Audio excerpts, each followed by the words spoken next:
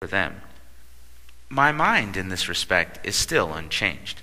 The first lesson that flashed upon me after the mysterious clarification of soul to which the allusion has been made was this: people on earth spend a great deal of time in acquiring lessons which have to be unlearned upon their entrance on the upper life, must be unlearned, ere they can advance far in the acquisition of rare treasures of knowledge, to be found only by the true seeker, even in that mighty realm which constitutes the soul world.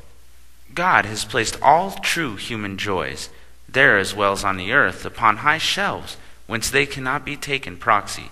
They must be reached for by those who would have them, and the more precious the joy, the higher the shelf.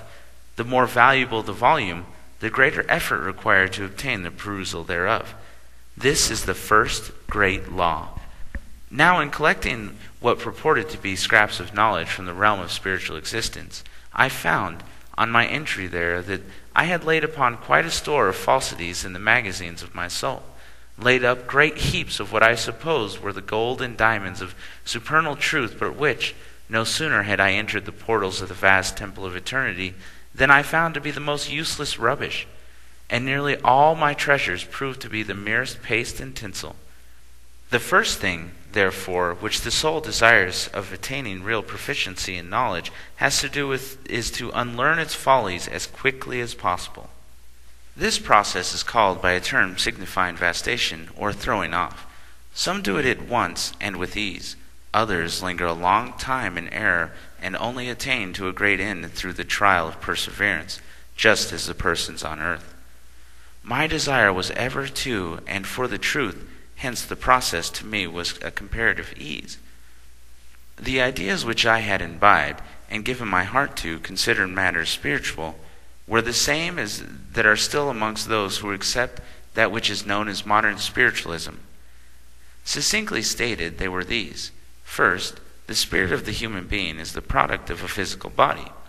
The human being is triplicate, composed of soul, or thinking principle, the body, and an intermediate link called spirit, possessing all the organs and shaped like the body, and which serves to connect this last with the soul while on earth, and being its internal casket and after death. The soul, spirit, and body are called into being at one time, and that upon the earth. The spiritual body, like the physical, is subject to both waste and want, for which ample and due provision has God been made. It has thirst, hunger, and amatory love, all of which have their appropriate gratifications here in the spirit world. This spirit world itself is on the surface of a zone surrounding the earth. At a distance of 100 miles, more or less, above this zone is another and another, to the number of 12. Each zone is a sphere, and its inhabitants are divided off into classes, degrees, societies, and circles. All the zones are diversified with real and absolute rivers, trees, mountains, lakes, landscapes, cities, and so on, just as the material globe, and all these things are fixtures.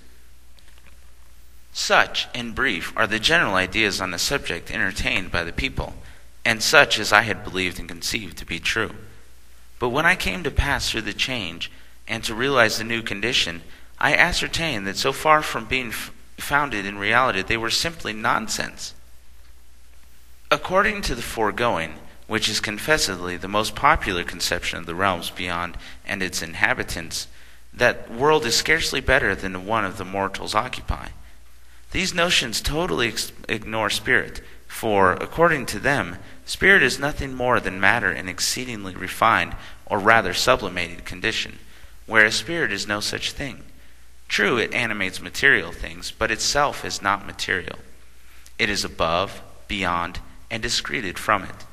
Like the asymptotes of the arc, it forever approaches but never actually contacts matter.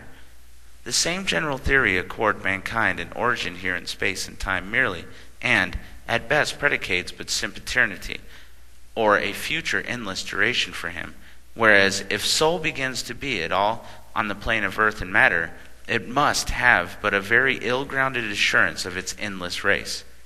No, this is not correct, for soul, like God, is from forever in the past to forever in the distance, and so far from originating on the earth that it has myriads of eons sped its career through God's infinite silent halls, and now merges, whether for the first time or not is needless to inquire at this point, into the vocal harmonhead.